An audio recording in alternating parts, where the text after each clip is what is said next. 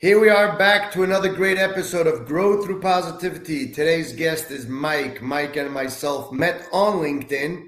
So I'm excited when guests reach out to me through LinkedIn because I want to show my audience the power of LinkedIn and what it does. And it starts the relationship. And from there, you never know where it could go. So, Mike, introduce yourself, who you are, what it is that you do to the audience, and we'll take it from there. Sure. Hey, my name's Mike Merkur. I'm a computer programmer at heart, and I've been teaching computer science or coding to kids. It's pretty much all I've done the last 5, 6 years. I have coding courses online, and I have two patents, and I'm all about like education technology and like breaking things down for like preschoolers, kindergarten level. Yeah. How And long have you been doing this for? I first got into computers at a high level when I was 3 years old.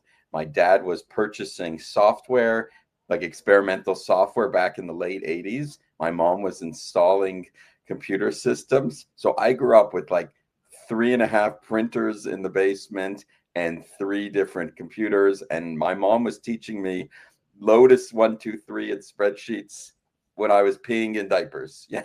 Yeah. So, what made you decide to choose the career path that you do in regards to the actual work that you do? I mean, when you go into the technology world, there's so many different, parts of it. How'd you choose what it is that you do?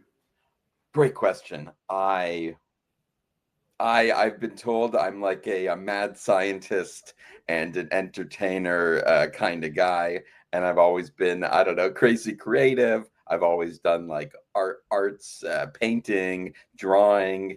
So I have worked in like regular tech jobs, but it's very much they just throw the sandwich under the door and lock you in a cubby hole, and you get your three computer screens, and it's like, hey, Merkur, just get the database up and running. So I have done work like that. It's much different when I have like a YouTube channel and I pump out content. And I do like fun, quirky presentations. So I've fallen in love with the being a showmanship. And I have acquired some critics over the years for my color coded Talmud system and my non yeshivish approach. What with my alien light systems and whatnot. But I don't know. Long story short, it's really fun when you have an audience of like 50 kids and they're like jumping up and down, screaming, and you herd the cats and you teach some coding. It's fun. Yeah. Yeah. So, with your teaching to the kids, what is it that you find that the kids enjoy most about it? Is it the curiosity? Is it the finished product? Where is it that they engage the most and get to enjoy it? So outside, great question. So for me, I'm all about like crazy props and like Lego and like funky charts.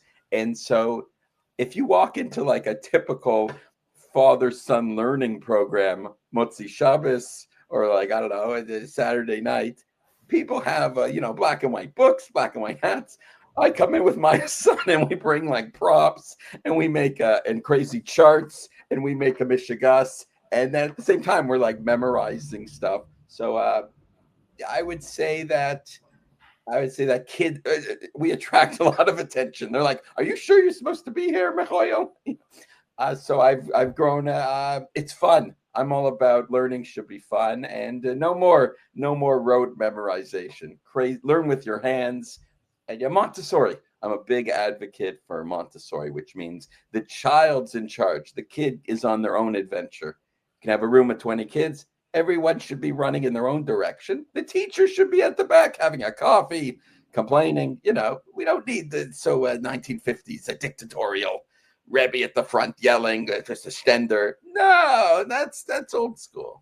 I'm all about this new wave of your head, your heart, and your hands. Three I ways. love it. I love it because I'll tell you, I grew up being a dyslexic child. So I needed that fun factor, the learning with your hands and your eyes and more with your heart than maybe the mind, because you're right. If based on how they taught, just with the minds back then, not everybody's mind is wired the same way. So where did you decide to put that science together with, Talmud teaching and taking it to Saturday night of a Subbanim? Like, when did that happen? Like, where did it come from? Yeah. So going back about 5 years ago, I was in typical Yerushalmi Jerusalem style, although in Toronto, Canada here. I was living with me, my wife, and two kids in like a tiny 1-bedroom condo, and we didn't have any space we had no space. I would like whatever. So at the same time, it was like a part-time gig at a local synagogue at a kollel, where I was teaching every morning to absolute beginners, people over 50, over 60, don't have an aleph base to string together, don't have no knowledge of Yiddishkeit or Talmud at all. And people were like, you can't come into the kollel with absolute beginners. And there was some controversy, but I color coded and indexed stories from the Talmud. We numbered them, and we were singing. There was alcohol. It was a crazy program. I didn't have space. I didn't have any space. So all I had was like colorful 3-year-old like arts and crafts stuff.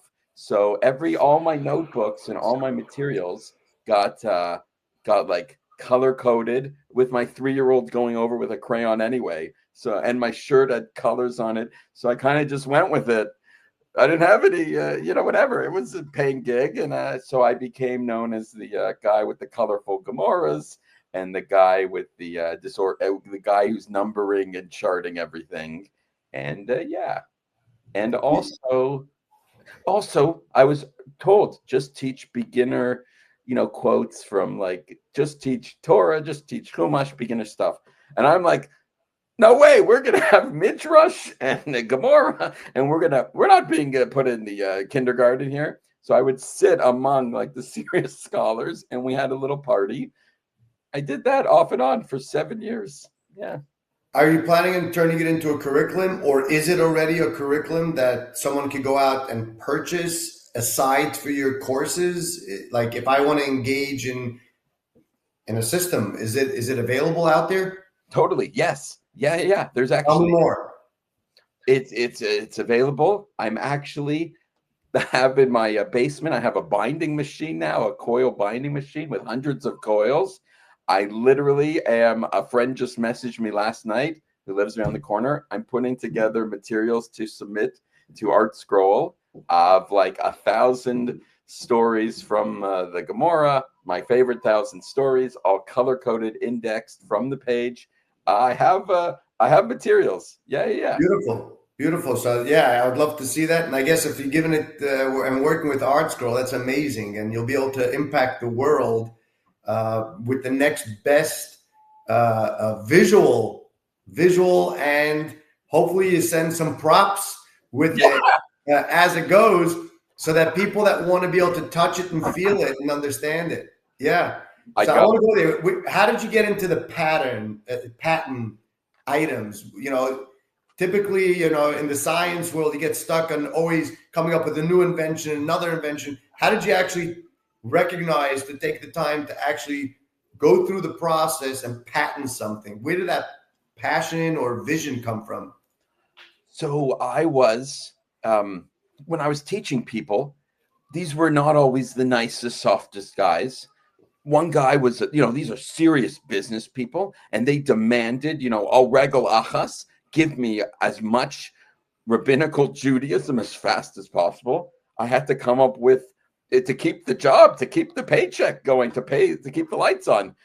I had to come up with a way where I was constantly teaching new stories from the Midrash, from the Chumash, from Torah. I had to keep coming up with new material every day. I couldn't say the same thing twice. And I was teaching 3 different people at the same time.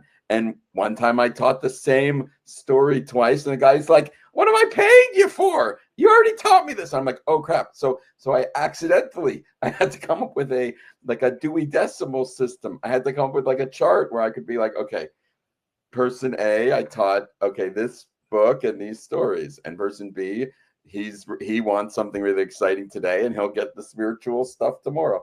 So it evolved into a computer database where no mouse, no keyboard at all. You just use the mouse, and you have like clickable tiles, and it's online. It's online now at the main project I'm doing is called World Mini Music, which is language learning for little kids through singing.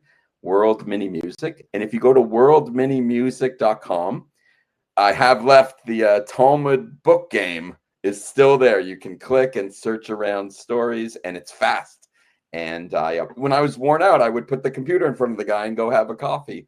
And I almost got thrown out of 3 times from a typical synagogue. Yeah. A long story short, I'm blabbing a bit. Where do you see yourself and your projects going in 3 to 5 years? What's your hope for a completion of a goal?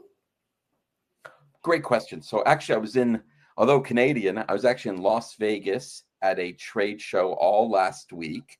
And I'm really coming out of my comfort zone, crazily. I'm learning all about licensing technology to larger companies. So I'm like a crazy creative innovator, 2 a.m, drunk, writing computer code and exploring like Jewish stuff and Hebrew, Aramaic language stuff. And there are companies where they don't have the time or energy or money to explore creative projects. What they need are open innovators, crazy religious Jewish guys in their basement tinkering around. And then I'm learning to license the technology. I have a licensing agent. I'm new at this game, but the way it works is if you have a really good system and you sort of define it, you need some legal help there. It creates intellectual property, which is then a technology asset. Companies need that. A company that's 5 years old, or every company that's maybe even Duolingo is a huge language learning company. They don't come up with new in-house stuff. Nah, they're busy. Same with all these learning tools, learning software out there. So I'm learning. That's where I'm to be, and it's a headache, but I'm learning it, and it's exciting. Every day is really exciting. Awesome. I appreciate you coming on. This comes to a short end for our podcast. Mike, it's fascinating to see your invention and your passion to be able to bring to the world another source and way for children, teenagers, adults, the elderly, from all ages, all walks of life. I love it. I embrace it. I wish you much, much success. Thank you for coming on. For all of you that watched it, please spread the positivity, help others grow. If you'd like to be a guest, feel free to reach out to me right here, and I will bring you on as a guest as well. Please like, share, and comment. Mike, thank you so much. I look forward to seeing that project. Amazing. Take care, Ellie. A pleasure. Bye, everybody. Woohoo! Crazy props.